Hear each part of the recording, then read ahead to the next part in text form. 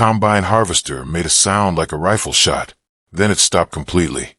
Tom Gutierrez was in the cab, 60 feet from the edge of his property, with exactly 3 weeks left in harvest season. The engine had seized. He could feel it. Something inside had broken, and broken badly. He climbed down from the cab and looked at the machine like it had betrayed him, which it had. It was September 2008. The financial world was collapsing. Banks were failing across the country. The stock market was crashing.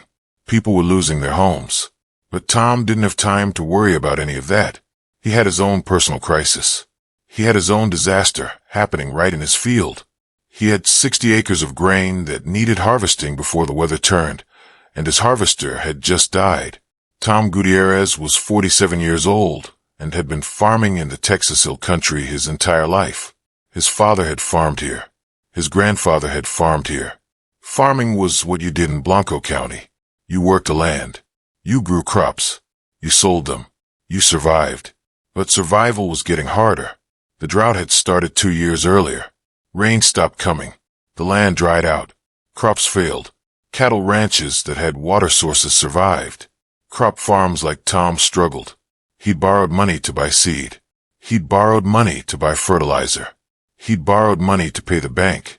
And now his harvester had broken at the worst possible time. Tom called the equipment dealer in Austin. His name was Rick, and Rick had been selling farm equipment for 30 years. Rick came out to look at the harvester. He spent 2 hours examining the engine, checking hydraulics, testing systems. Finally, he came back to Tom with bad news. "The engine's done," Rick said. "You burned out a bearing. Water got into the oil somehow. Could have been from the dust storms. Happens out here. But it's not a repair. It's a replacement." "How much?" Tom asked, though he already knew he couldn't afford it.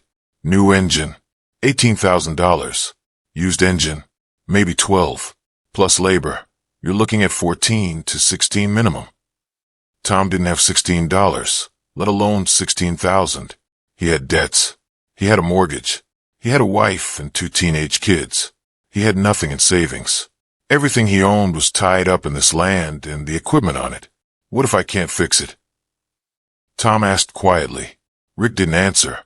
He knew what that meant. If you couldn't harvest, you couldn't sell. If you couldn't sell, you couldn't pay your debts. If you couldn't pay your debts, the bank took the land. Tom called the bank. His loan officer's name was Patricia, and Patricia had known Tom for 15 years. But Patricia couldn't help. The bank had policies. They couldn't finance equipment repairs for farms with crop failures. The drought had killed too many operations already. They weren't taking on new risk. "I can give you 60 days, Patricia said. "After that, we need to discuss the property." 60 days. Tom had 60 days to fix a harvester he couldn't afford to fix, or harvest crops he couldn't harvest, or make a payment he couldn't make. That night, Tom sat on his porch and looked at his land. 60 acres. Some of it was burned brown from the drought. Some of it was still producing, but barely. The grain that was ready to harvest couldn't be harvested. The grain that wasn't ready would never be ready because there was no money to tend it. His wife Maria came out and sat next to him. She didn't say anything. She just sat. After 23 years of marriage, she knew when Tom needed silence more than advice. The next morning, Tom did something desperate. He placed an ad online on a farm equipment forum. "Combine harvester for trade. Broken engine. Good frame. Will trade for livestock." Nobody responded for 3 days. Then on the 4th day, a man named Calvin from a ranch about 40 miles away sent him a message. Calvin was downsizing. He had cattle. He had goats. He didn't need equipment, but he might be interested in a trade. They met at Tom's property on a Thursday. Calvin was a weathered man in his 60s who'd been ranching for 40 years. He looked at the harvester and shook his head. "That's a piece of junk, Tom, but I've got something you might need." Calvin had 12 cattle, mostly Angus, mixed with some hardy crossbreeds that could survive on rough grazing. He also had 8 goats. Not dairy goats. Not meat goats specifically. Just hardy animals that could survive on almost nothing. Calvin said he was retiring, selling off his herd, simplifying his life. He'd trade the whole herd for the harvester. He'd even throw in salt licks and feed for 2 months. Tom should have said no. A broken harvester wasn't worth 20 head of livestock. But Tom was desperate, and desperate makes people think differently. Why would you trade valuable animals for broken equipment? Tom asked. Because I'm done, Calvin said. The equipment costs money. The animals cost money. But the animals can produce. They can have babies. They can feed your family. Equipment just sits there breaking down. Tom thought about this. It was insane logic. It was also the only logic that made sense. He made the trade. Within a week, Tom had 20 head of livestock on land that was supposed to grow crops. His neighbors thought he'd lost his mind. He traded a broken harvester for cattle and goats. He'd abandoned grain farming. He'd given up on the family tradition. Some people said he'd made the biggest mistake of his life. But Tom was thinking differently now. If he didn't have crops to sell, he couldn't pay the bank with crop money anyway. Maybe livestock was different. Maybe animals could save him when crops couldn't. Tom started reading everything he could find. He read about grazing management and rotational grazing systems.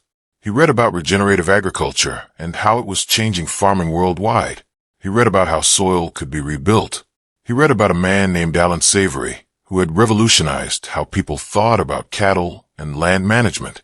Savory had discovered that animals, properly managed, could actually heal damaged land instead of destroying it. The idea was simple but counterintuitive to everything Tom had been taught. Instead of letting cattle graze continuously in one spot, you moved them frequently, every few days to a new paddock.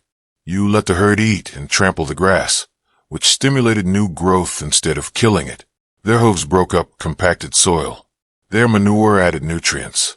Over time, degraded land could become productive again. The land healed while producing meat. It seemed impossible, but the research backed it up. Tom decided to try it. He divided his 60 acres into small paddocks using temporary electric fencing. Every few days, he moved the herd to a new section. He let the previous section rest and recover. He monitored water. He watched the grass. He kept detailed records. The first month was chaotic. The animals weren't used to being moved. Tom wasn't used to managing them.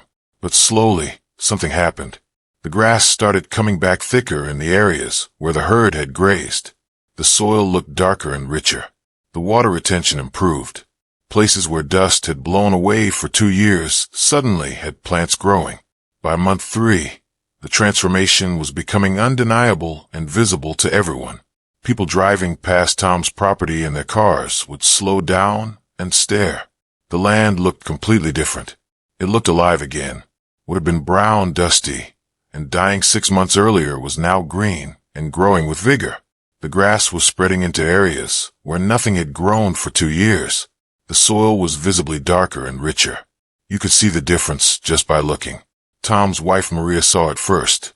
She was standing at the fence with Tom one afternoon, looking at the herd grazing in a paddock where nothing had grown for 2 years.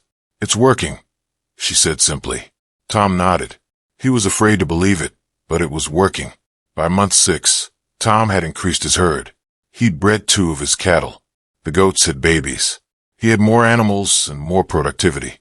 More importantly, his land had transformed. The grass was thick. The soil was dark and crumbly. Water moved through it instead of running off. The entire character of the property had changed. The bank called. Patricia wanted to meet. Tom drove to Austin expecting bad news. Instead, Patricia wanted to talk about restructuring his loan. "Your property assessment has changed," Patricia said, looking at her computer. "The land quality is improving. The livestock operation is profitable. We can work with this. We can extend your loan and adjust the payments based on the new operation." Tom couldn't believe it. The thing he'd done out of desperation was actually working. By year 2, Tom had expanded his herd to 45 head of cattle. He'd successfully bred 2 of his original cattle, and the goats had produced offspring. He had more animals and more productivity than he'd expected. Most importantly, he secured a grazing lease on his neighbor's land to expand operations further. He was selling beef to local markets and restaurants. He was selling breeding stock to other farmers who wanted to start their own regenerative operations. He was making real money. not the desperate scraping together of dollars he'd been doing with failing crops. Real, sustainable income from a regenerative farming system. But something unexpected and important was happening too. People were noticing. Neighbors were driving by to stare at his operation. Agricultural extension agents from the county were coming to study his land scientifically and take measurements. University researchers from Texas A&M were visiting regularly to document what he was doing and why it worked. They brought equipment to measure soil health carefully. They measured water retention and infiltration rates. They measured plant diversity and species richness. Everything was improving dramatically. One researcher, Dr. Patricia Chun, spent an entire day walking Tom's property with soil testing equipment. At the end of the day, she pulled Tom aside. "What you've done here is extraordinary," she said. "Your soil carbon content is up 40% in 2 years. Your water infiltration rate has doubled. Your plant diversity has tripled. And you did it with livestock instead of trying to fix it with chemicals or equipment." Tom didn't feel extraordinary. He'd just been trying to survive. By year 3, Tom was teaching other farmers. He gave tours every weekend. He explained rotational grazing. He showed soil samples from his property and from degraded land nearby. He explained the economics, how animals on good pasture required less feed and medication and produced more meat. He explained environmental benefits, how healthy soil stored carbon and water. The county agricultural agent asked him to speak at the annual Farm Bureau meeting. Tom stood in front of a room full of farmers and talked about the day his harvester broke. He talked about trading it for cattle. He talked about being desperate enough to try something different. By the end of the presentation, half a dozen farmers approached him. They wanted to learn more. They wanted to transition their operations. They wanted to understand what Tom had discovered by accident. Tom's story spread. Other farmers in the county started adopting rotational grazing. The County Agricultural Extension Office created a program based on Tom's methods. Universities started studying the hill country as a regenerative agriculture success story. All because one farmer's equipment broke and he had no choice but to try something different. Tom never went back to crop farming. He didn't need to. His livestock operation was successful and sustainable. His land was healing. His debt was being paid down. His kids were learning about land management instead of just farming tradition. 5 years after trading his broken harvester, Tom had expanded to 180 acres. He was raising cattle, goats, and sheep. He was teaching workshops. He was consulting with other farms. He was proving that sometimes the worst disaster can lead to the best discovery. Rick, the equipment dealer, came to visit Tom one day. He wanted to see what the harvester had become. Tom walked him through the property, showing the thriving grasses, the healthy animals, the rich soil. "You know," Rick said, "if I'd known trading that broken equipment would turn out like this, I would have told you to make that trade myself." "Would you have believed me?" Tom asked. "No," Rick laughed. "I would have thought you were crazy." Tom smiled. He thought he was crazy too. Desperate people do desperate things. Sometimes desperation is exactly what you need to stop doing things the old way and start doing things differently. Tom Gutierrez didn't save his farm by fixing his harvester. He saved it by letting go of crop farming entirely. He saved it by trading equipment for animals. He saved it by being willing to fail in a completely different direction than he'd been failing before. Sometimes you need to stop trying to fix the old thing and start trying something completely new. The broken harvester sat in his shed for years. Then he sold it for scrap metal. He used the money to buy more fencing equipment. The machine that had seemed like a disaster had become the catalyst for everything that followed. What shocked the entire county wasn't Tom's livestock operation. It was how healthy and productive his land had become in such a short time. It was proof that regenerative grazing worked. It was proof that animals could heal land instead of just grazing on it. It was proof that sometimes you don't solve a problem by fixing what's broken. You solve it by letting go and trying something completely different. That's what Tom learned when his harvester broke. That's what he taught the farmers who came to study his operation. That sometimes the best thing that can happen to you is the worst thing breaking down, forcing you to reimagine everything.